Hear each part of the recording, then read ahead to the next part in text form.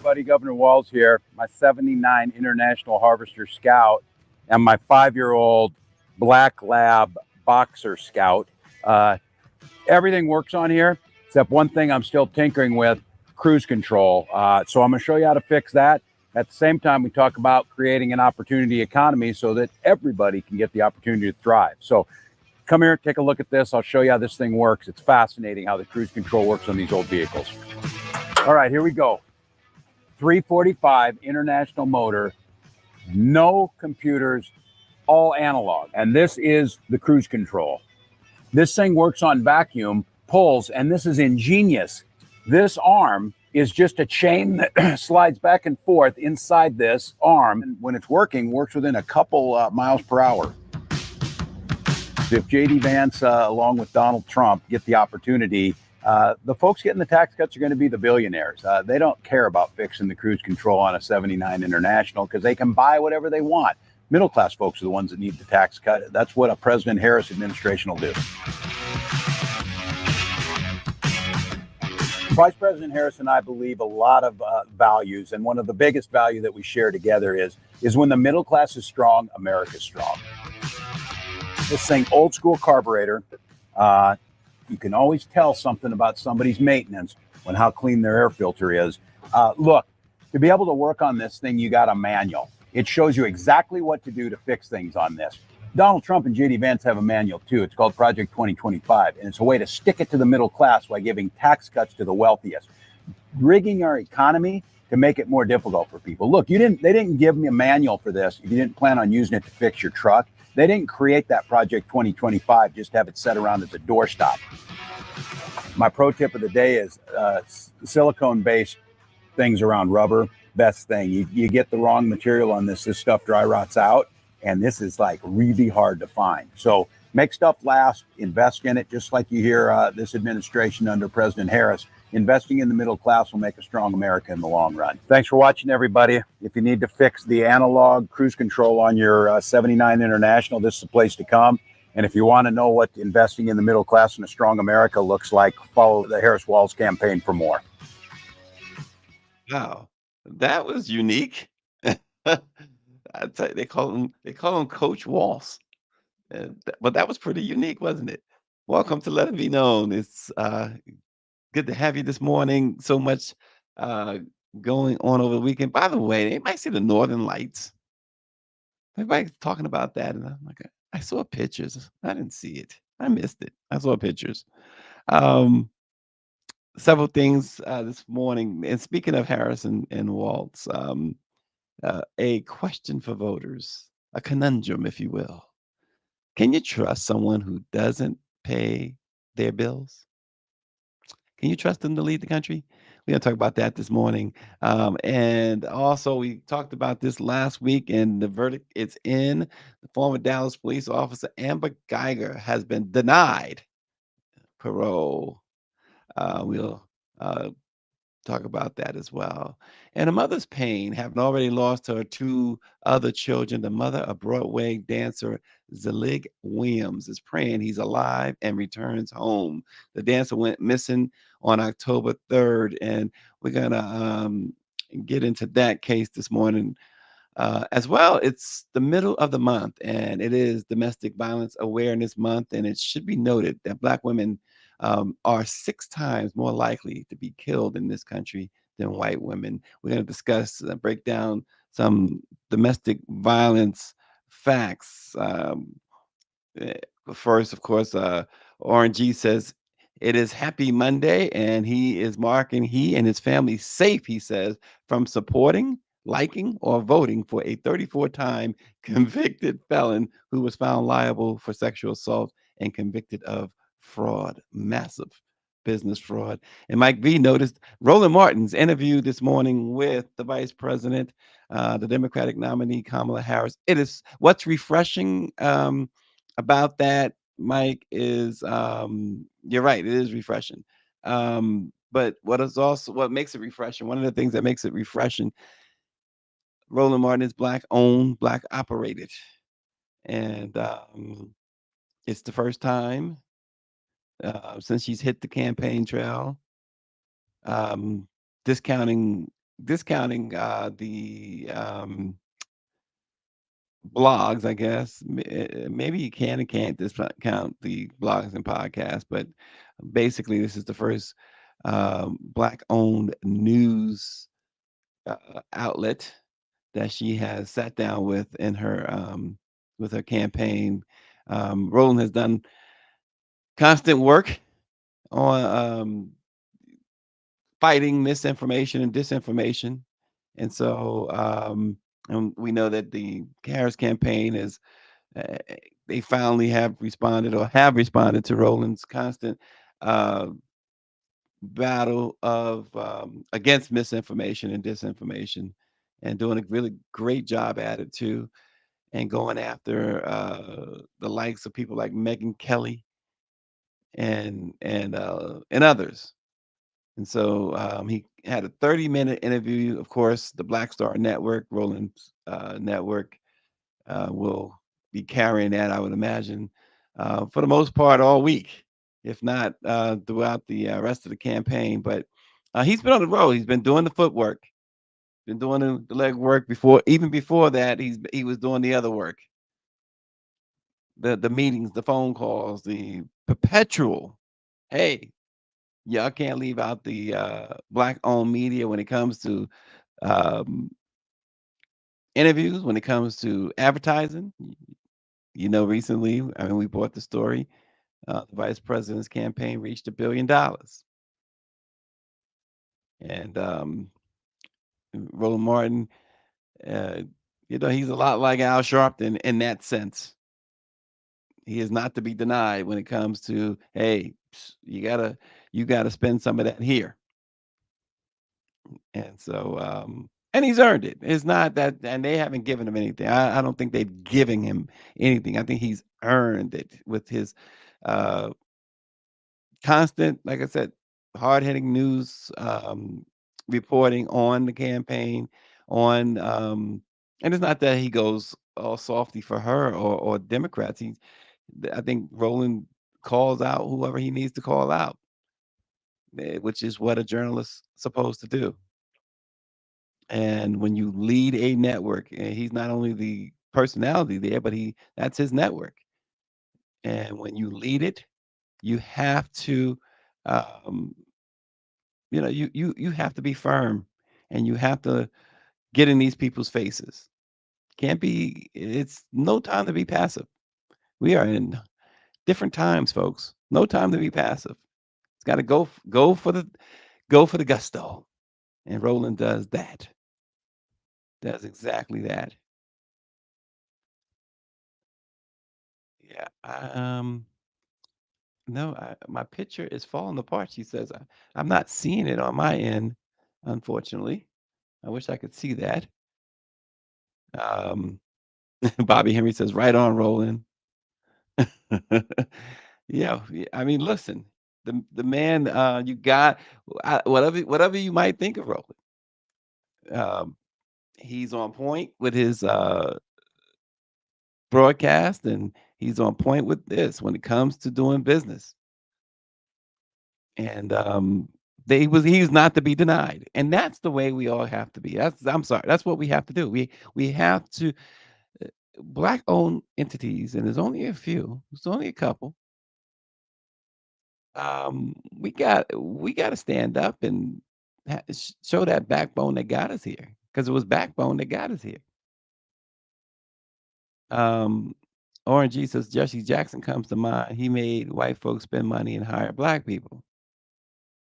Yeah, and so when I think about, and not that this is totally the same, but I just so as for analogy's sake, when I think about Jesse Jackson and Al Sharpton, I think about Dr. King and Malcolm X.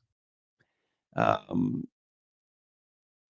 you know, one nonviolent, push nonviolence, live nonviolence, and the other by any means necessary.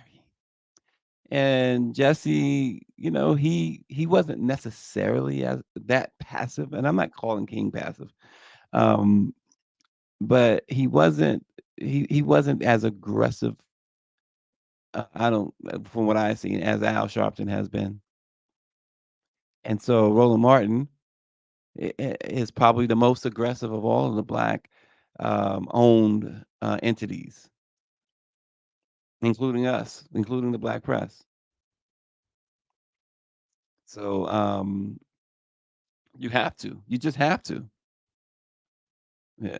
Austin is saying Bobby Henry, R.E., Roland Martin, there goes that alpha man. Um, but you got to. You have to. We're now, only 3 weeks away from the election. Yeah, and you're right. King and Malcolm X were very much both effective, had different strategies, and that's the point, though. That's part of the point. Part of the point, anyway, is that one was just more aggressive than the other. And today, there is no time. There is no stomach for passiveness or for to sit and wait. You gotta come, and you gotta come, as they say, strong. Gotta come strong. Lord knows we were talking to someone at the White House, who said, "Look how Sharpton does it." I mean, implying that maybe y'all should be like Sharpton. So there you have it. And I don't want to. Mike V. He says my Knicks are looking good. You hear that, Power 96? Mike V says my Knicks are looking good. He said viewership is up and revenue is coming back. That's what I want to hear about. Let it be known. Viewership is up and revenue is coming. That's what I want to hear about us. Yeah, I'd trade the Knicks viewership and revenue in a heartbeat. Um, Bath and Body Works was forced to apologize. Now, come on. I've seen the comments, and there are some people who say, "Oh boy, not everything is what it seems. Not everything is racist in nature," and but this is absolutely abhorrent. The candle that shoppers say resembled a KKK hood was removed, and they apologize. Um, but that candle, if you've seen it, the snowflake, they call it the snowflake candle. The first impression is what really counts, right? And even those who say, "Oh, we don't think they did it on purpose," um, they admit that how could they have missed that? How could they have missed it? Looking like a KKK hood. Um, and it was first talked about on Reddit, and then of course on X, and there it is.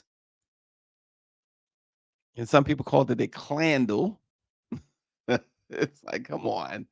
Um, they issued a statement saying that they apologized, that the intent was not there. But again, we see the results of not having representation. That's what that's about. No representation.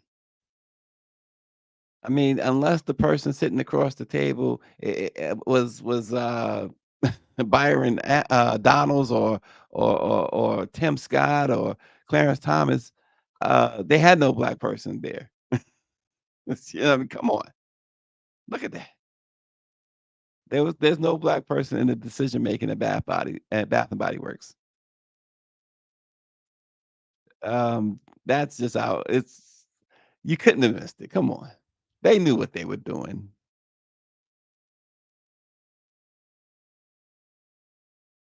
Bobby Henry says it takes all of us, like we alluded to. He says, "Do you want to deal with Martin on the inside or Malcolm on the outside? We all have a role to play." Yeah. David Youngblood said butter biscuits. Yeah, we all have a role to play. Is right. It's exactly right. And there is no question um, that this team at Let It Be Known has been really, really out front with that. But this candle situation, again, we see over and over and over again the boldness now, the outright in your face racism has returned to the United States of America.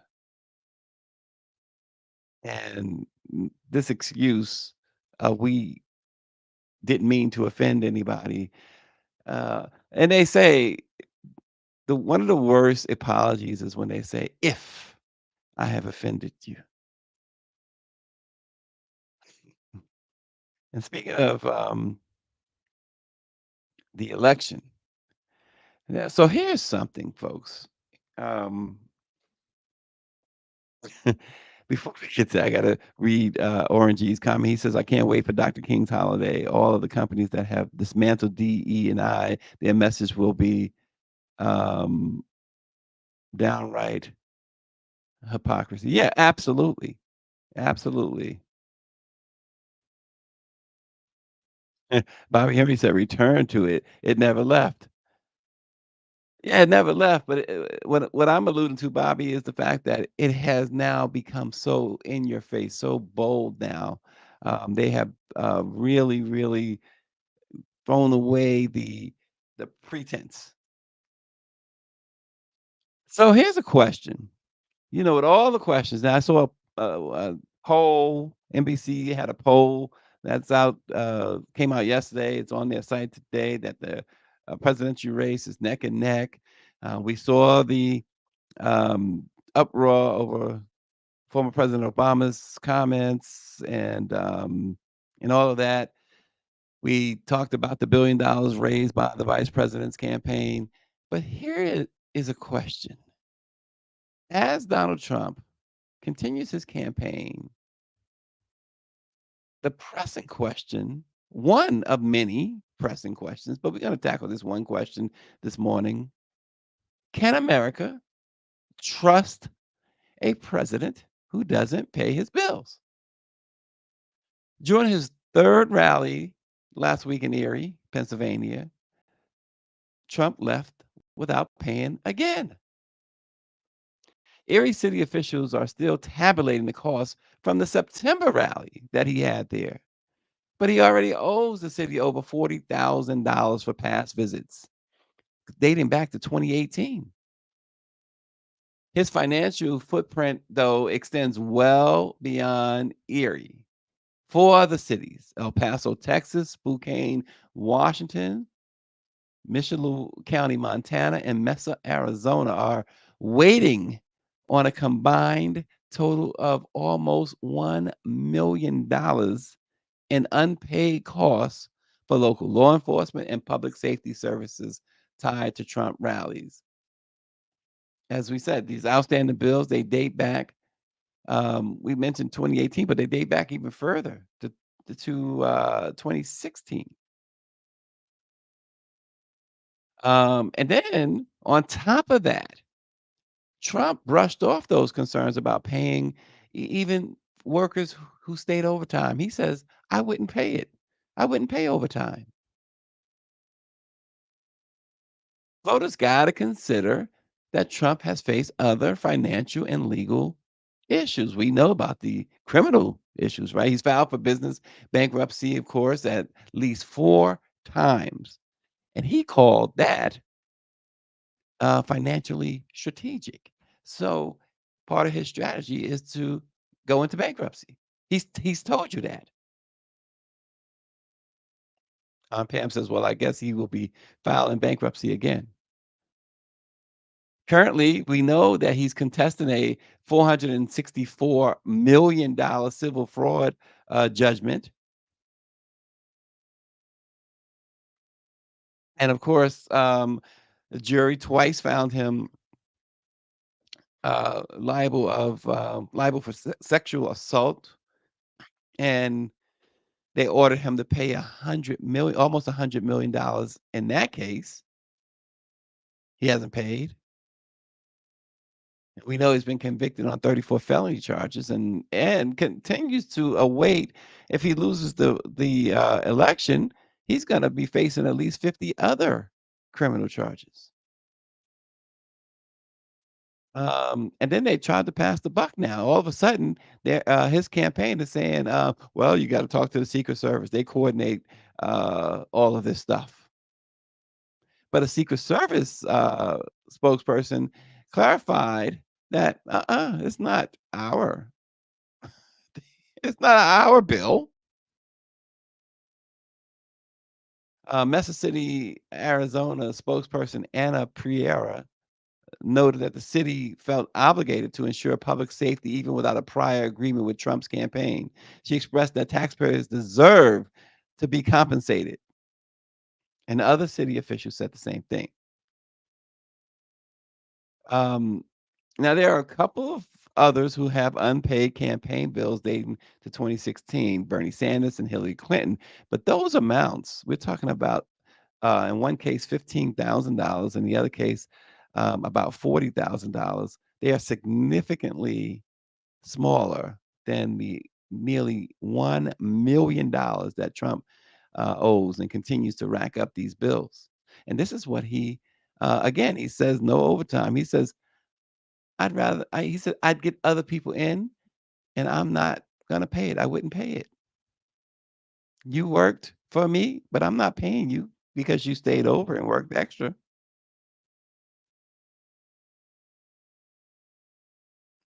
Like me, 2 times impeached, 34 times convicted, deadbeat. And they put a lien on his Trump Force One as well.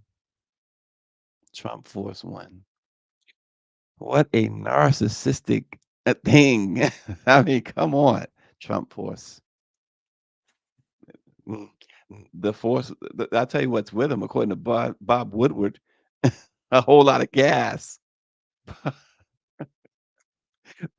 Bob Woodward, he's this Pulitzer Prize journalist. He writes all these books. He says Trump is threatening to sue him. And so he's forced to tell about the Depends that Trump wears that continues to carry the smell.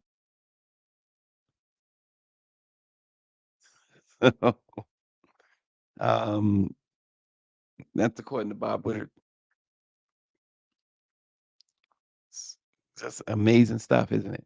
Amazing stuff. And this guy, he went again continually on a racist rant all week, talking about folks in Africa, talking about Haitians. Um, it is the closer we get to the election, the more you are looking at this guy and just knowing that he is going to use the N word. It's getting ever so close.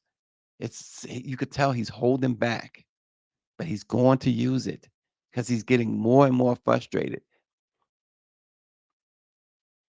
And the hate that he's displaying toward people of color is incredible. What makes it incredible is the election is so close and he's doing this. On the one hand, they arguing about if black folks are going to support him or what amount of black folks are going to support him. And on the other hand, it's him going full frontal racism on them. So I think at least it seems that he should be making the choice a lot easier for folks. And not to mention, again, there's no policy. The only policy is death for enemies. The only policy is enriching himself. Another report came out that this guy is like been cutting deals even still with foreign governments, enriching the Trump empire. These are the reports that keep coming out. Selling Bibles with his name that is made in China. It's pretty interesting. Not to mention the other stuff. These watches, he's asking 100 grand for Trump watches. I guarantee you some of his fanatics mortgage their houses to buy that watch.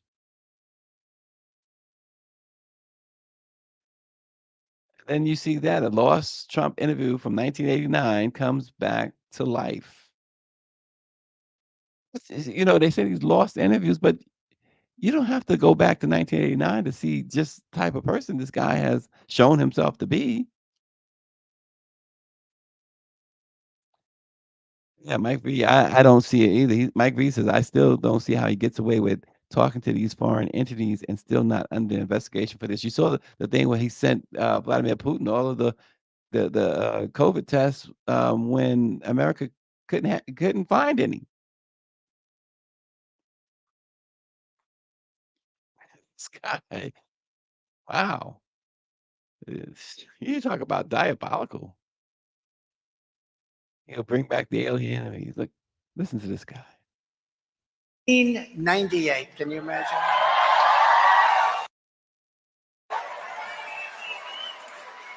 Those were the old days when they had tough politicians. I have to go back that long.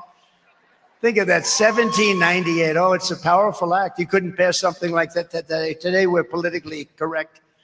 I will invoke the Alien Enemies Act of 1798. Can you imagine? Those were the old days. 1798. 1798. What is he saying, y'all? 1798. The Alien and Sedition Act. That is in response to the threat of war with France. The Federalist-controlled Congress passed 4 laws that restricted the rights of non-citizens and limited free speech. The Sedition Act made it illegal to publish false or malicious writing about the government.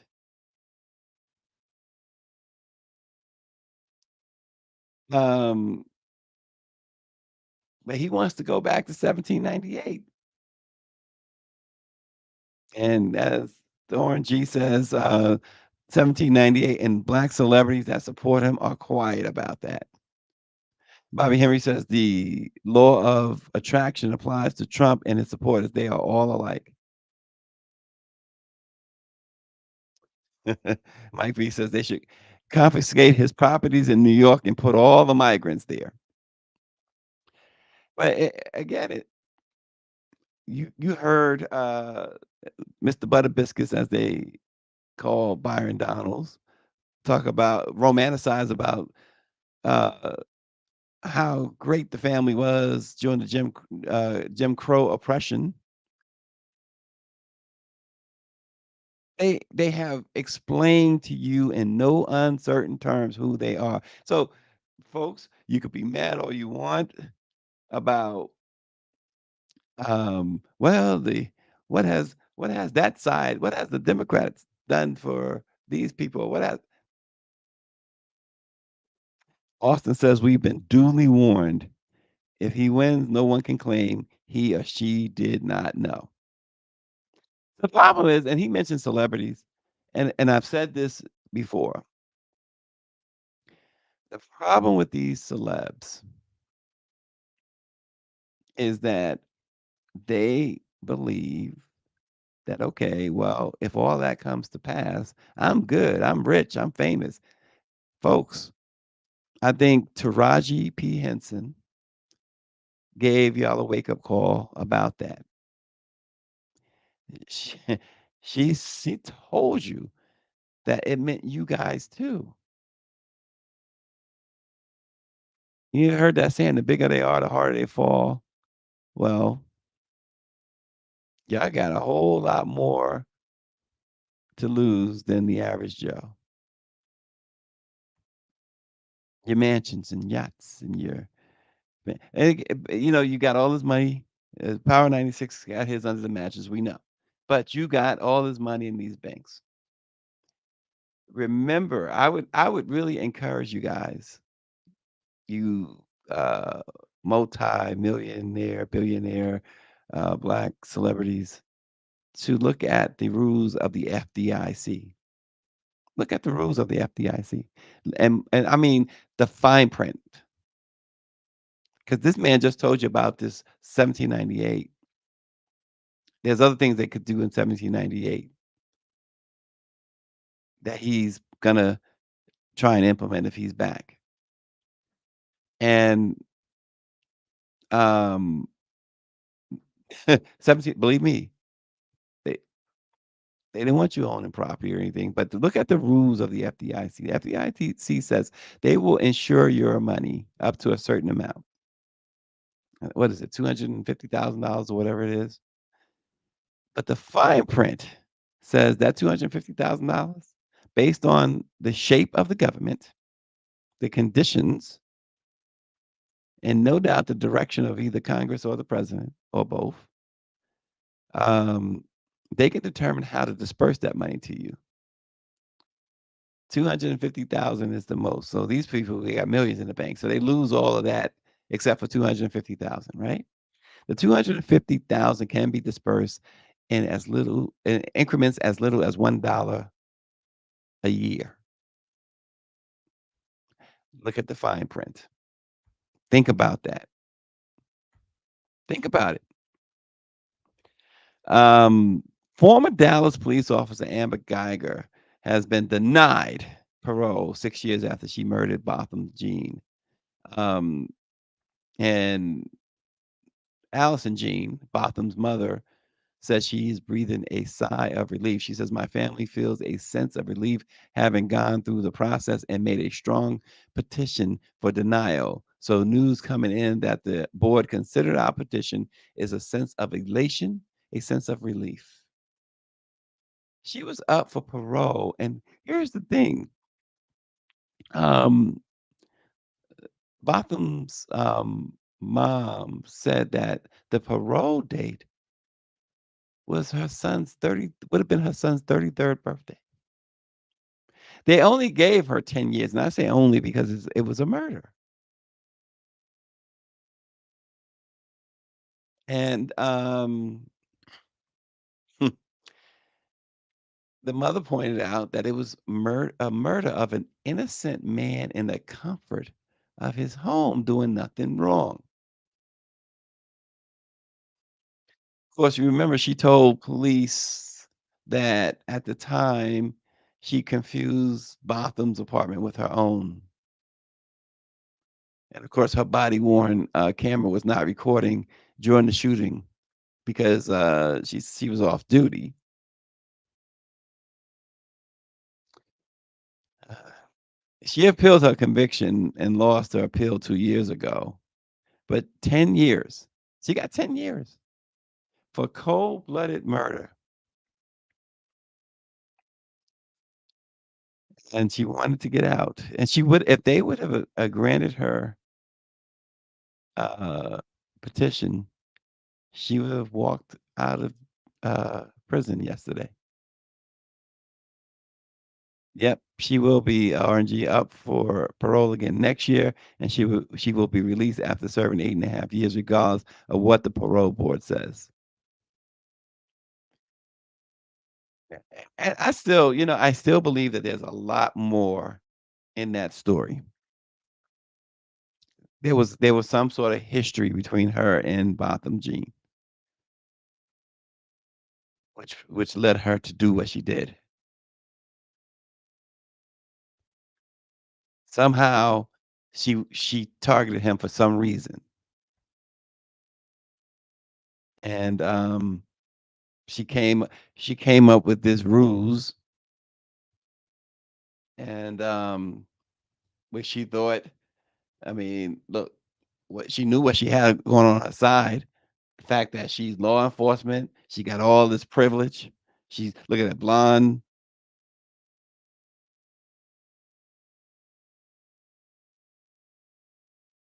She intended to use all that privilege.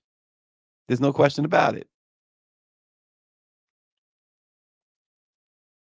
Orange G says, "I blame the judge. Amber should be serving life in prison without the possibility of parole." And this had to have been premeditated, obviously. And premeditated murder generally comes with a much, much, much harsher sentence. 10 years. Judge, didn't the judge pray with her too? Kind of nonsense is that? Nonsense. We talk about Botham's brother hugging her and talking about he forgives her, but what about the judge praying with her? It's oh man, some of this stuff, it really the laughter is not because it's funny, not in a ha ha way, not in a Saturday Night Live way.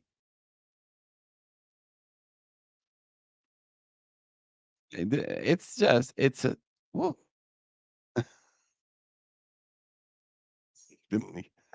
Yeah, exactly. Oh gosh. An urgent search is underway for a Broadway dancer who vanished in Columbia, South Carolina. Zelig, Zelig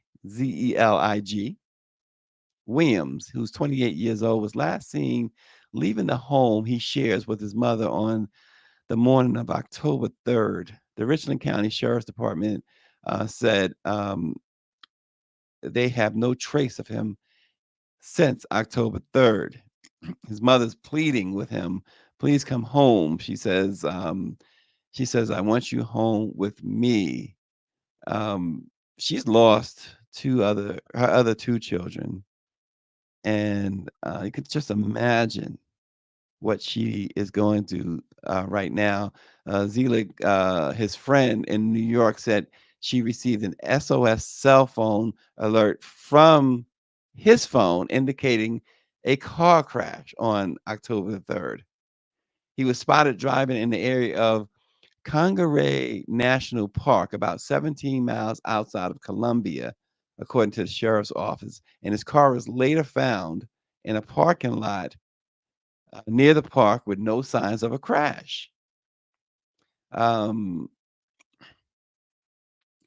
his cousin said they searched the area near where the car was found, and they haven't been able to locate any other trace of him. His cousin said that authorities and community members walked the trails with them and searched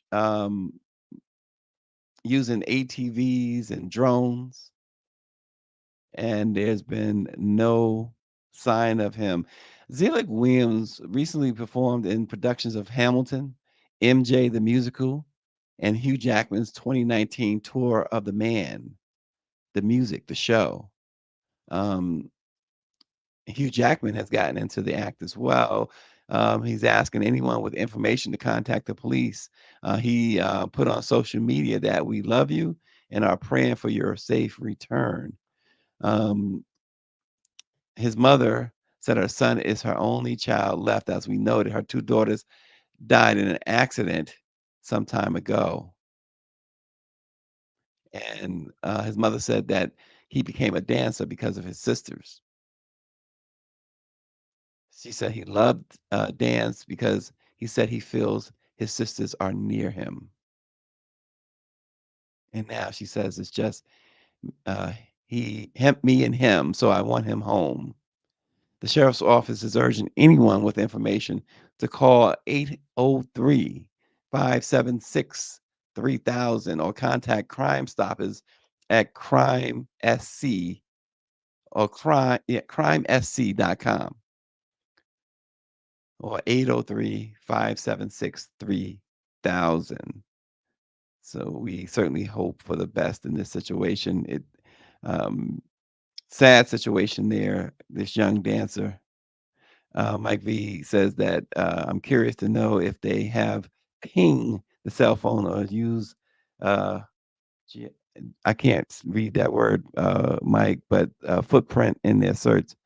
Some yeah, it is something with my board here that okay.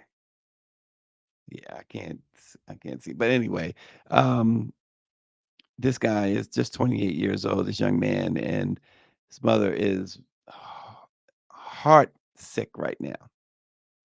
So anybody with any information, reach out to the Columbia authorities there down south, Crime Stoppers, Or again, that number is 803-576-3000. It is Domestic Violence Awareness Month. And um, the statistics are alarming, to say the least. An average of 24 people every minute become victims of domestic violence at the hands of an intimate partner in America. That figure comes from the National Domestic Violence Hotline. And the Institute of Women's Policy Research shows that around 31% of all women will experience domestic violence. For Black women, that is more than 40%. Um, Now, researchers say several factors can contribute to the stat. For example, research shows Black women are less likely to turn in their abusive partner to law enforcement. Also, most experts say the effect of systemic racism has played a big role in domestic violence as well. Further, domestic violence is more than just physical abuse at the hands of a partner. The Department of Justice lists different forms of domestic violence. The DOJ cites intimidation, manipulation, humiliation, isolation, and attempts to frighten, terrorize, coerce, threaten, blame, hurt, injure, or wound someone as forms of abuse. According to a recent Black Enterprise report, over half of all Black women have experienced non physical domestic violence. According to the National Center for Victims of Crime, 53.8% of Black women had experienced psychological abuse, while 41.2% of Black women had experienced physical abuse. The Blackburn Center also attempts to get to the root causes of the elevated harm inflicted on Black women. The organization lists objectification and degradation of women in media, rape culture, harmful gender norms, the pay gap, and racism as causes for increased harm. The objectification of Black women is a tale as old as time, they said. And the tale is still being told as terms that predate emancipation, such as bedwench, are still being used to describe women. The use of that term and many others in the modern day only reinforces that to some, Black women are seen as less than human. Objects or toys are to be used at the discretion of others. And like children, many do not consider using, abusing, and breaking a toy a bad thing. The Blackburn Center proposed solutions for these causes, first acknowledging intersectionality, paying attention to vulnerable intersections of Black women and working toward creating equity in their pay, depictions, and status would help dispel the notion that they are expendable. Folks, if you know any current or former victims of domestic violence in need of support, you can reach out to the Blackburn Center at 1-888-832-2272. That's 888-832-2272. You can also go to the www.thehotline.org, where there's a 24-hour live chat available, or you can call 1-800-799-SAFE, SAFE, or text START to 88788. Um, but this domestic violence is a big, big issue, particularly in the Black community. And a little side note on that, I follow D. Barnes. Many may remember the journalist D. Barnes, who was brutally beaten years ago by Dr. Dre. And Dr. Dre is currently in a battle with his former psychiatrist or psychologist who helped, who was helping he and his now ex-wife through their divorce. And Dr. Dre allegedly has been intimidating, going to in and around the psychiatrist's house, intimidating he and his kids, saying that the psychiatrist or psychologist, I'm not sure which one is he, but the therapist, I say therapist, sided with his ex-wife. Now, mind you, that divorce was now several years old now, and the psychiatrist or the therapist has gotten a restraining order against Dre. Well, it wasn't lost on Dee Barnes that she was not able to get a restraining order against Dr. Dre, despite the brutal beating he administered to her in a public place with other folks around watching, witnessing. And she retweeted those reports of the therapist getting a restraining order. And again, it's not lost on Dee Barnes that it's Domestic Violence Awareness Month. But you hate to see it, but again, it's unfortunate that this is a black man we're talking about. But folks, this man is. Could you imagine how this black woman is feeling every single time she looks up and they're celebrating this man who, for all intent and purposes, could have killed her. And in her mind, I'm pretty sure she probably believes he tried to kill her. I know it's unpopular in certain circles to talk about this,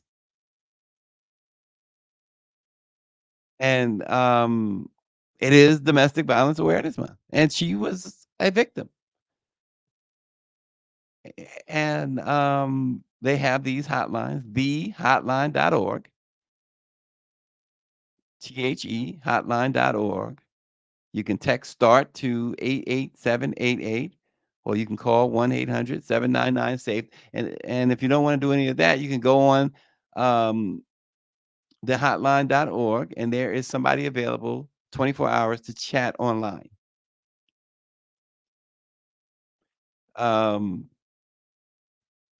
Yeah, hit the like button. Orange G says Dr. Dre thinks he is above the law. He gave all that money to USC. He is about to find out. Mr. Charlie is about to take all his money. Mr. Charlie. But it's a very serious issue. And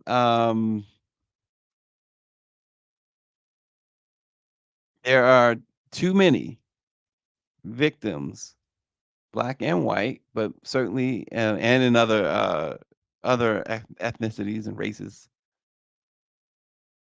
but certainly black women bear the brunt of it. They are the ones who are um, has all the stats. You can go to CDC, Black Burn Center. You can go to the National Domestic Violence website, and they all have the same information as far as black women are concerned, that they, more than anyone else, are victims. And again, uh, some of the solutions are there.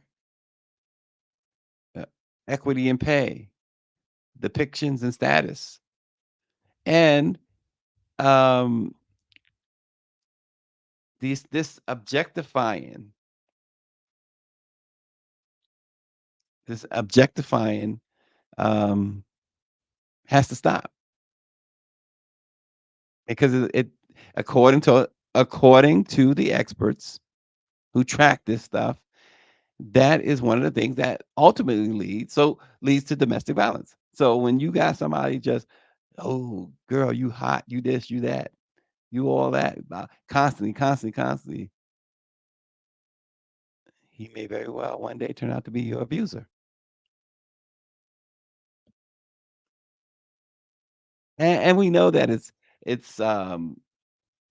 you go on, especially on X, Twitter, and you can't you can't control what's on your feed anymore. And so somebody throwing stuff in your face constantly. Elon Musk has destroyed Twitter. And so you see everything that you didn't sign up for. And the objectification of women in general is rampant on Twitter.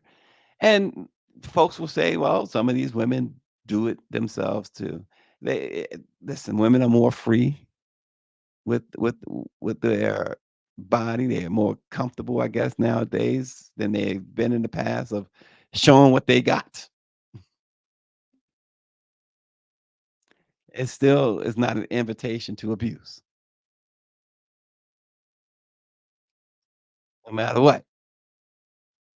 I don't think any sane woman wants to be beaten and battered. So, folks, it is again Domestic Violence um, Awareness Month. So, and it shouldn't be the only time you think about this, though. It shouldn't be. We all have to do better, right? Even reporting these things, we all have to do better. It have to be. We have to be more uh, intentional on how we go about this, and not just waiting to October of every year to talk about domestic violence. So let's make sure that we do that. And again, those numbers, the Black Burn Center is 888-832-2272. Live chat at thehotline.org. You can also call 800-799-SAFE or text the word START to 88788. And if you know of someone, direct them there. And we will continue to talk about this on Let It Be Known. Oh, and Bobby Henry is asking, do Trump supporters know what they are supporting? And the answer is an astounding yes, Bobby. It is an astounding yes. And I think that's part of why, I know that's part of why you got folks, when President Obama made his comments to black men, you have folks lashing out a bit at him because folks feel not enough attention is given to the fact that white women support that as well. And many of them has been found that they go to the ballot box and they click on Trump's name despite the fact that he's not in their best interest. And so they have to be called out, is what people say. Why don't you call them out? Don't put the onus just on black men, is what folks say. Folks are saying. Now, white men are a different story